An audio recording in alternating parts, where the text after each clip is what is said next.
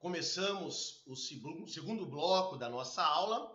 No primeiro bloco, nós nos preocupamos em conceituar o que é um plano de recuperação judicial e nós apresentamos o rol do artigo 50 da Lei de Falência e de Recuperação, que traz os chamados meios de recuperação. O nosso foco agora é compreendermos qual é o conteúdo mínimo de um plano de recuperação judicial. E isso nós encontraremos no artigo 53 da Lei de Falência e de Recuperação, no artigo 53 da Lei 11.101 de 2005. Veja que o artigo 53 determina que o plano de recuperação judicial ele deve ter a discriminação pormenorizada, isto é, detalhada, dos meios de recuperação que serão empregados. Isto é, haverá renegociação de dívidas, mas de que forma? Haverá a alienação de um estabelecimento empresarial. Qual é o estabelecimento que vai ser vendido? Por quanto?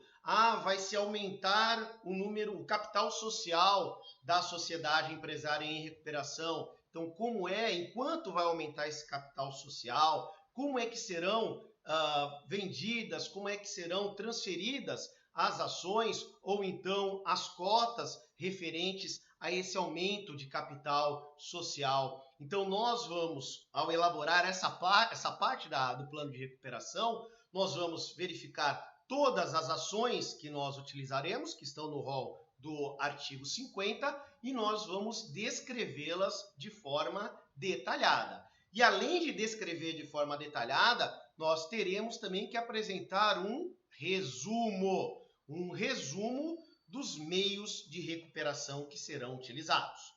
Também, nesse documento denominado Plano de Recuperação Judicial, deverá ser demonstrada a sua viabilidade econômica, isto é, deverá constar lá dados escritos nesse instrumento, nesse documento, denominado Plano de Recuperação Judicial, que sejam capazes de levar os credores a acreditarem, a crerem nesse plano de recuperação judicial.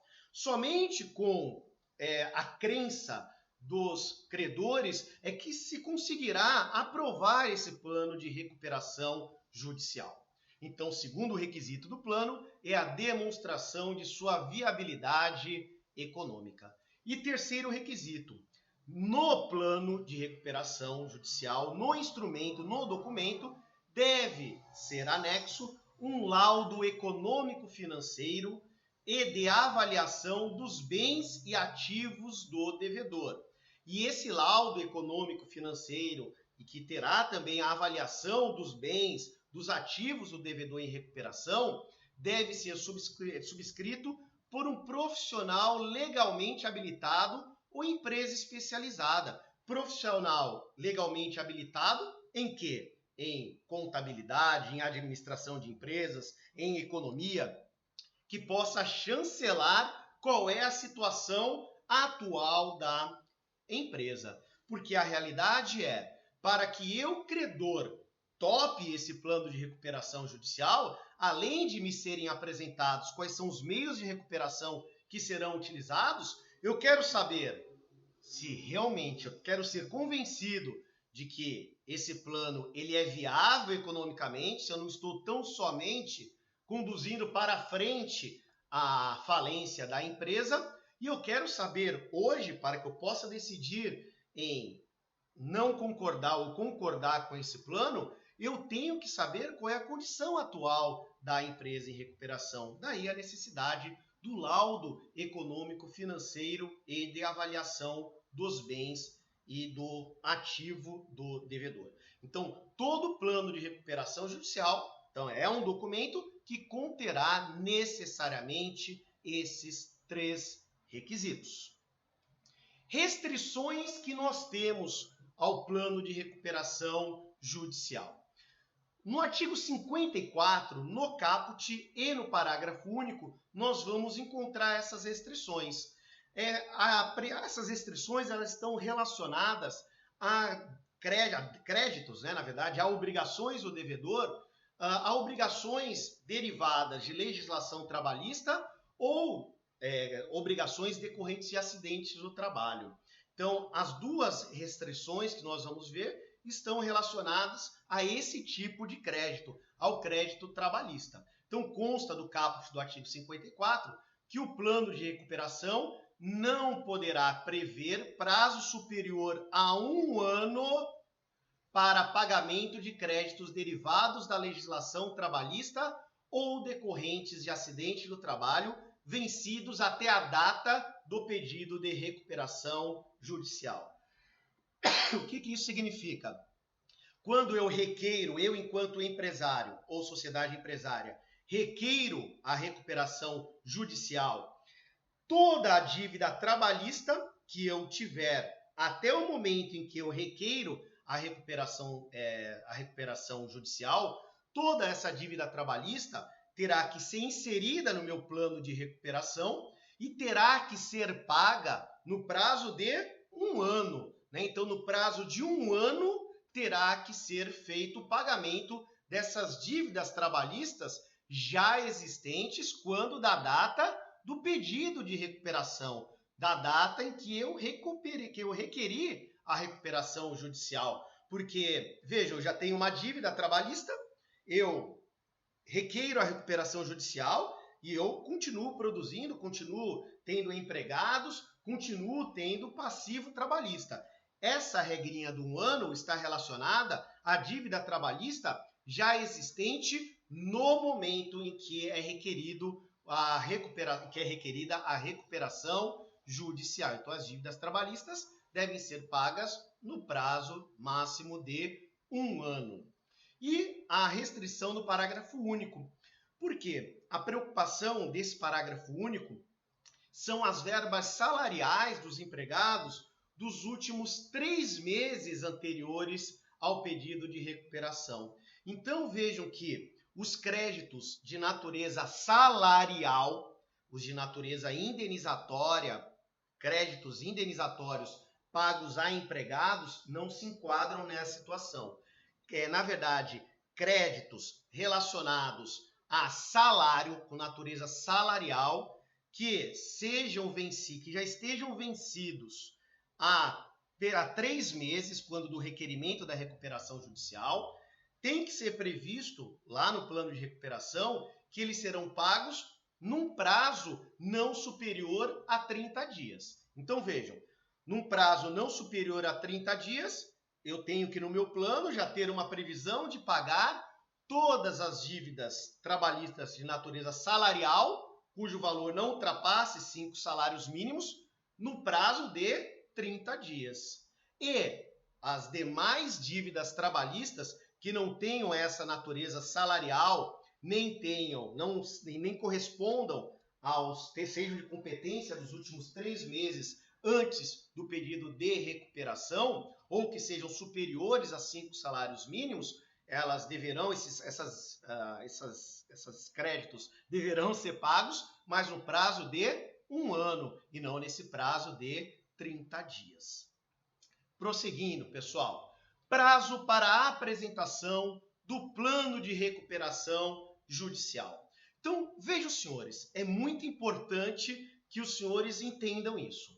Nós temos aqui, deixa eu só ver onde está meu cursor, nós temos aqui a decisão que defere o processamento da recuperação judicial.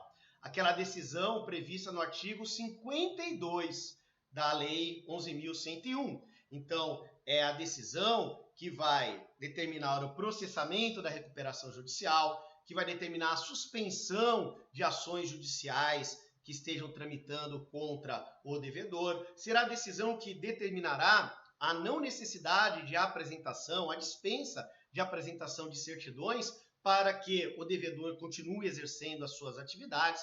Então, essa decisão é aquela decisão que nós já estudamos, que defere o processamento da recuperação judicial.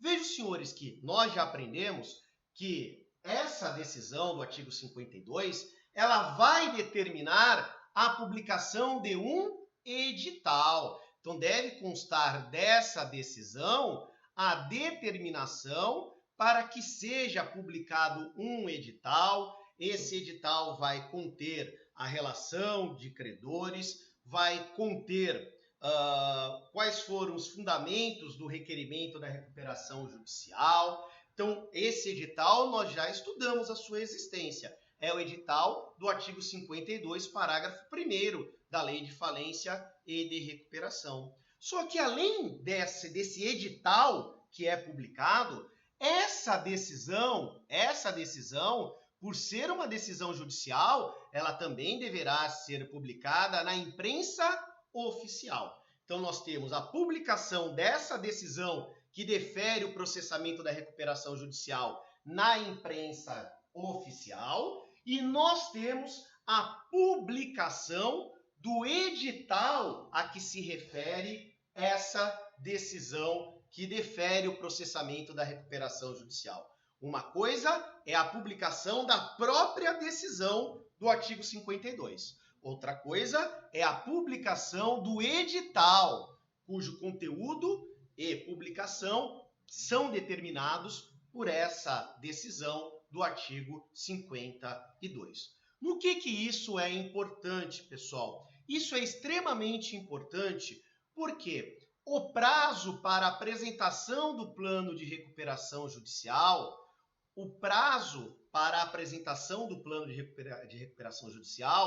terá como termo inicial, terá como dies a quo, terá como termo inicial a data da publicação dessa decisão que defere o processamento da recuperação judicial na imprensa oficial. Esse vai ser o termo inicial do prazo, que nós já vamos ver que é de 60 dias para que o devedor em recuperação possa apresentar o seu plano de recuperação judicial. Então, vejam aquilo que nós estávamos explicando. Uma coisa é a publicação da decisão que defere o processamento da recuperação judicial, a sua publicação na imprensa oficial, como toda decisão judicial tem que ser publicada na imprensa oficial. Agora, nós temos, de outro lado, o edital que é previsto no artigo 52, parágrafo 2º. Então, são duas publicações diferentes. O prazo para a apresentação do plano de recuperação judicial tem como termo inicial a data da publicação na imprensa oficial da decisão que defere o processamento da recuperação judicial. E esse prazo é um prazo de 60 dias, é um prazo improrrogável de 60 dias. Então, o plano de recuperação será apresentado pelo devedor em juízo no prazo improrrogável de 60 dias da publicação da decisão que deferir o processamento da recuperação judicial. E vejam, senhores, que se esse plano de recuperação não for apresentado dentro desse prazo, que é improrrogável por expressa disposição legal, o que acontecerá? Simplesmente, o que acontecerá é que, não apresentado o plano de recuperação no prazo legal, o artigo 73 da lei determina que haverá a decretação da falência. Então, o juiz, na forma do artigo 73, o juiz decretará a falência da recuperação, a falência do devedor durante o processo de recuperação judicial, se ele não apresentar o plano de recuperação no prazo de 60 dias a contar da data da publicação da decisão que defere o processamento da recuperação judicial. Uma discussão bastante interessante. Essa contagem, ela é em dias corridos ou é em dias úteis?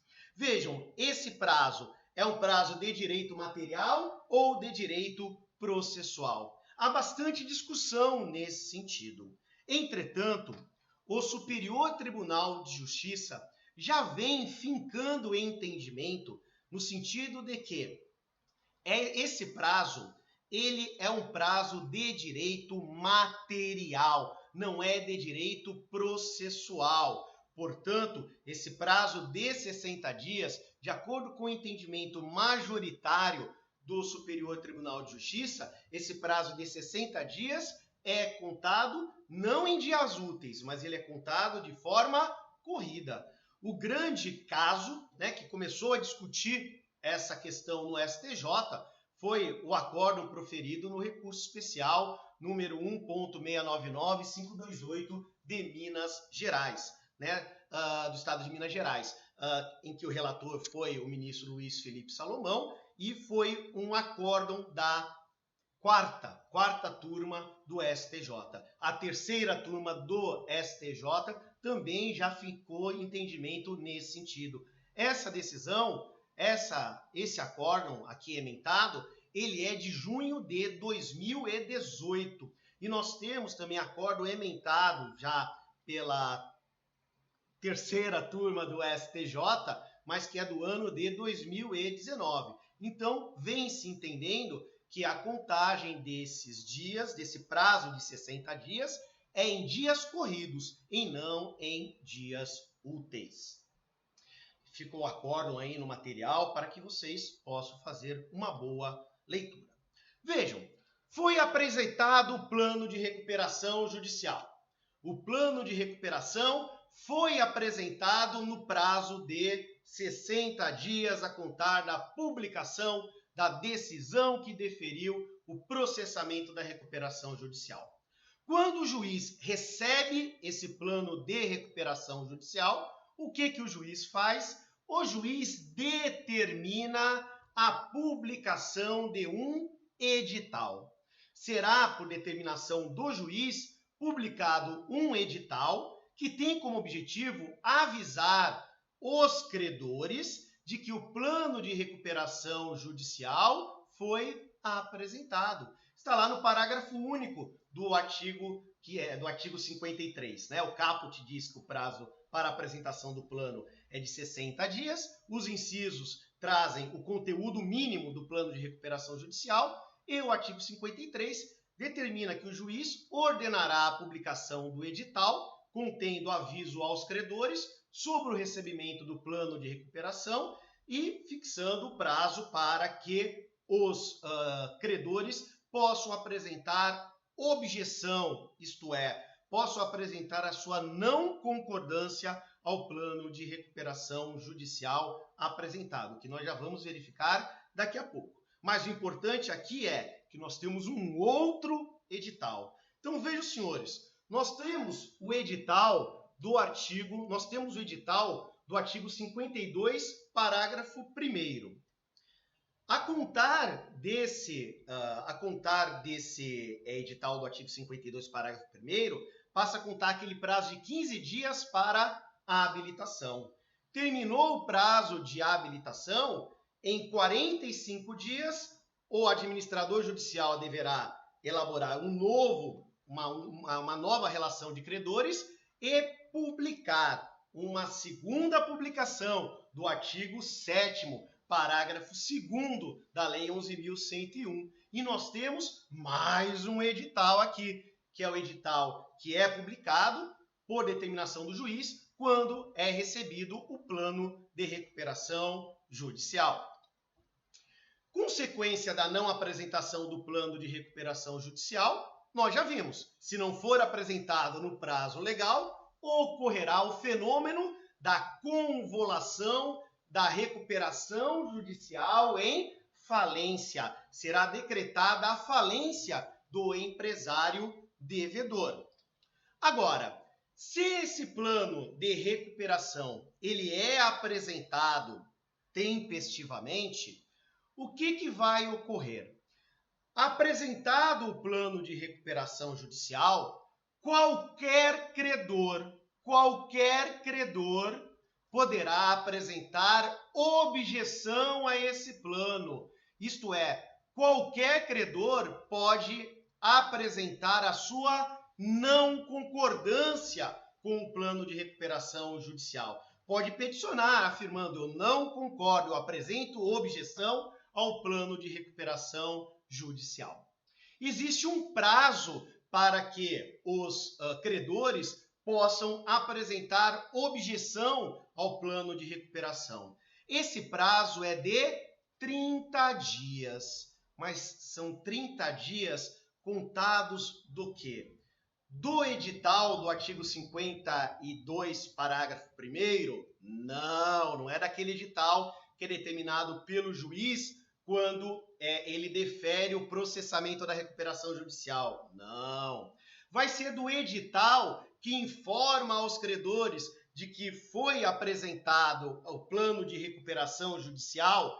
Em regra, não. Em regra, esse prazo de 30 dias, ele vai contar a partir da publicação da relação de credores de que trata o artigo 7º, parágrafo 2º da Lei 11.101. Então, nós vimos na aula passada que o administrador judicial, quando termina o prazo para a habilitação de crédito, terminado o prazo para habilitação de créditos, o administrador judicial terá 45 dias para elaborar uma nova relação de credores e realizar uma nova publicação.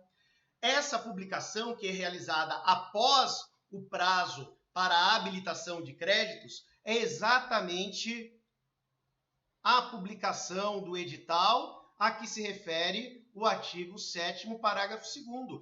Este será o termo inicial, o dies a quo, desse prazo de 30 dias para que qualquer credor apresente o seu plano, para que qualquer credor apresente a sua objeção ao plano de recuperação judicial. Então, prazo de 30 dias a contar da publicação do edital que o administrador judicial determina, relacionando os credores na forma do artigo 7º, parágrafo 2º. Caramba, Denis, é estranho, né? Porque quando é apresentado o plano de recuperação, o juiz tem que publicar um edital informando todos os credores de que foi publicado, que foi apresentado o plano de recuperação. Ora, pela lógica, né, deveria contar esse prazo de 30 dias desse edital publicado por determinação do juízo após a apresentação do plano de recuperação. Mas a regra não é essa. A regra é de que esses 30 dias para apresentação de objeção terá como termo inicial a publicação do edital contendo a relação de credores na forma do artigo 7º, parágrafo 2º da Lei de Recuperação de Empresas e de Falência. Então, eu apresento aqui mais ou menos um quadrinho, né, em que nós temos aqui a decisão que defere o processamento da recuperação judicial. Essa decisão vai determinar a publicação de um edital, que é o edital do artigo 52, parágrafo 1º. Uma vez publicado esse edital, passa a contar um prazo de 15 dias para que credores possam habilitar os seus créditos. Bom, terminou o prazo para a habilitação, o que acontecerá? O administrador judicial, em 45 dias, a contar do término do prazo para as habilitações, nesse prazo de 45 dias, caberá ao administrador judicial elaborar uma nova relação de credores e publicar edital contendo essa nova relação de credores. Então, em regra, será da publicação deste edital que se contará o prazo de 30 dias para apresentação de objeção de contrariedade por qualquer credor. Então, está lá no artigo 55.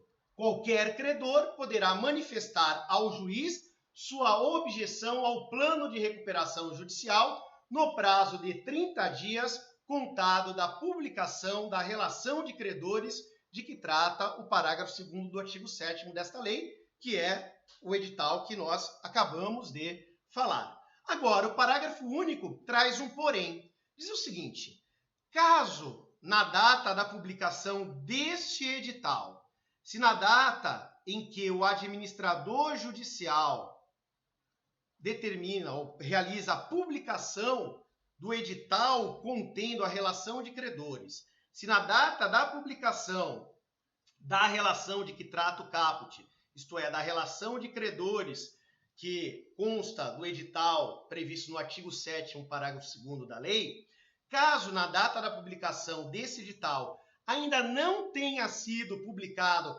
aquele edital que é publicado cuja publicação é determinada pelo juiz após ser apresentado o plano de recuperação, então, se quando da publicação deste edital contendo a relação de credores, se ainda não houve, se nessa data ainda não houve a publicação daquele edital que o juiz determina a publicação informando que o plano de recuperação foi apresentado, se isso acontecer, o prazo de 30 dias vai contar a partir da publicação do edital do artigo 53, parágrafo único, isto é, do edital que informa aos credores que o plano de recuperação foi apresentado.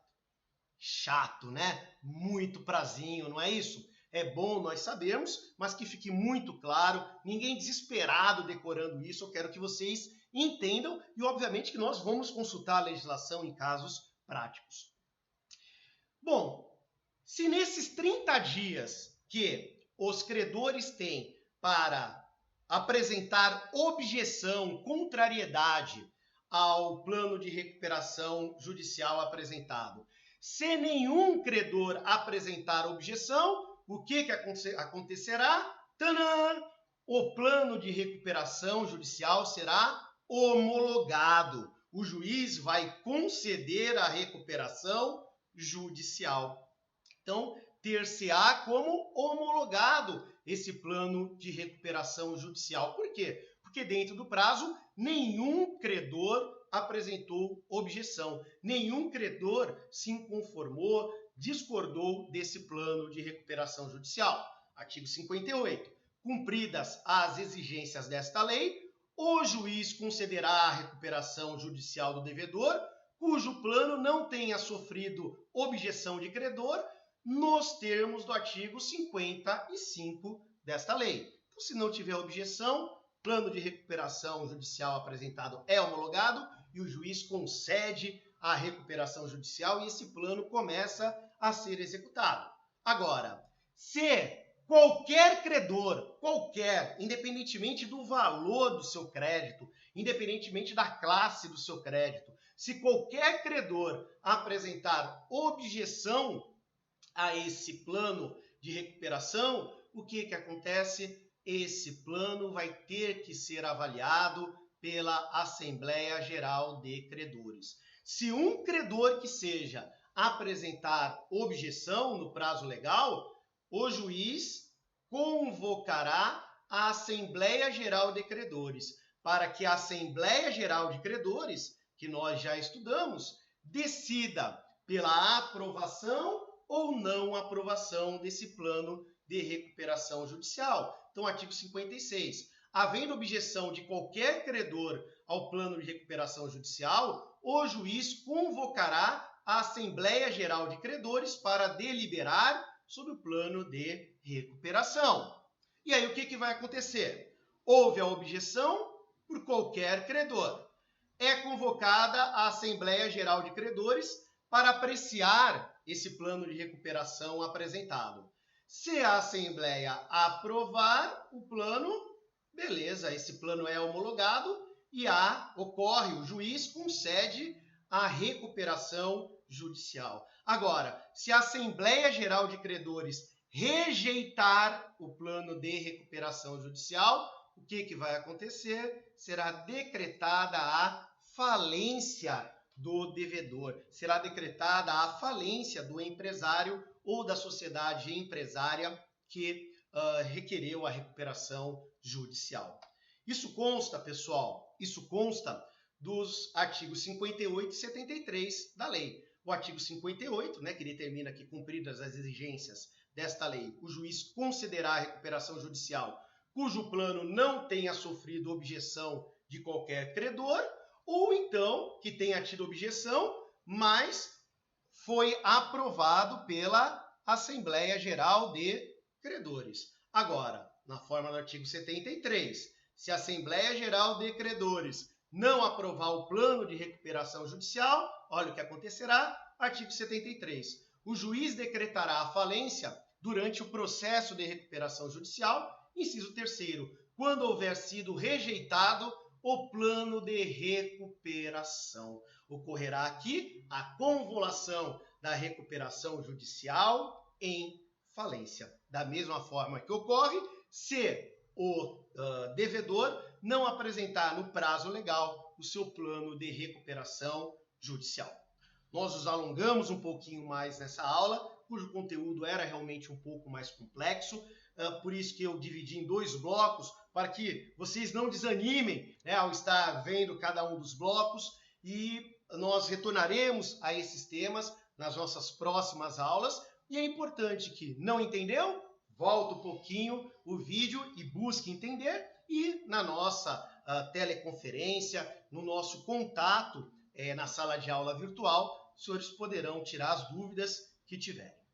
Um abraço a todos.